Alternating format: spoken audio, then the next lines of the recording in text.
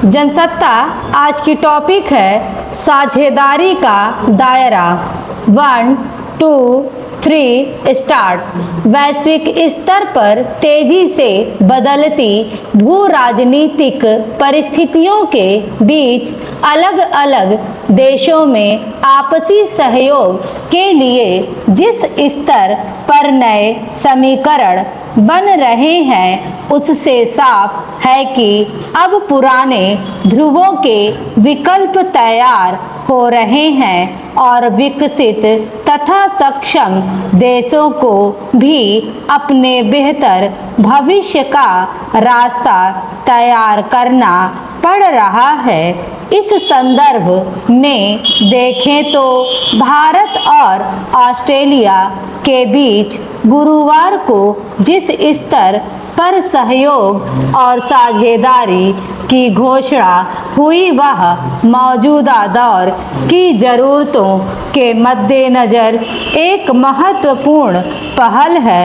गौरतलब है कि पिछले कुछ समय के दौरान मुक्त व्यापार के क्षेत्र में भारत ने कई देशों के साथ समझौते किए जिसके तहत देश की अर्थव्यवस्था के विस्तार के लिए नई संभावनाएं तैयार करने की कोशिश की गई है।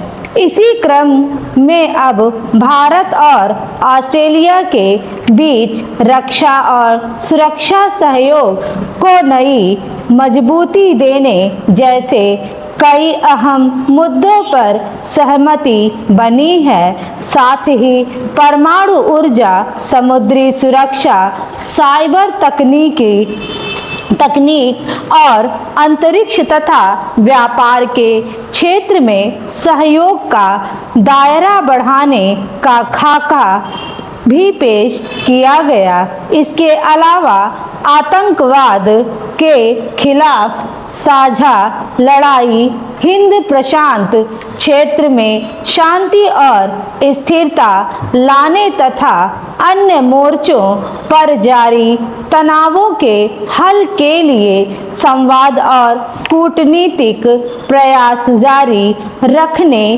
पर भी सहमति बनी। जाहिर है भारत और ऑस्ट्रेलिया के बीच साझेदारी के सफर के विस्तार की जो पहल हुई है उसका आधार अगले कुछ दशकों में वैश्विक स्तर पर आर्थिक और कूटनीतिक स्तर पर बदलते ध्रुव और उसी मुताबिक तैयार होते समीकरण हैं जिसमें सहयोग के नए अपराध तैयार हो रहे हैं।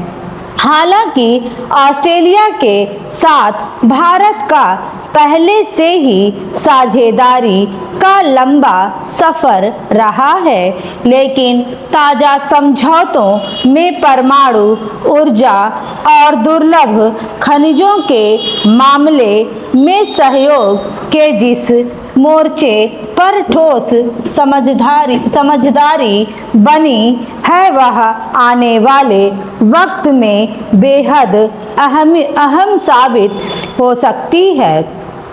ऑस्ट्रेलिया के पास दुनिया भर के यूरेनियम संसाधनों का एक बड़ा हिस्सा है, मगर कुछ कानूनी और तकनीकी अड़चनों की वजह से भारत को अब तक इसका लाभ नहीं मिल सका। अब ताज़ा समझौते के बाद भारत को अपनी परमाणु ऊर्जा संबंधी ज़रूरतों को पूरा करने के लिए ईंधन का एक अहम स्रोत मिल सकेगा।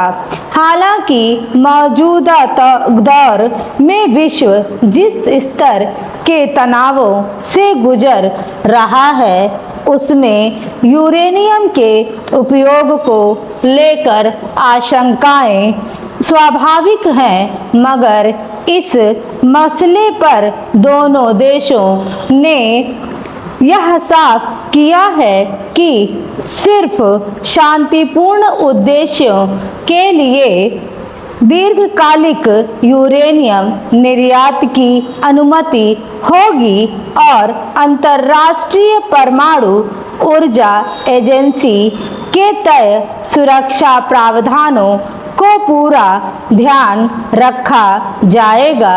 स्टॉप।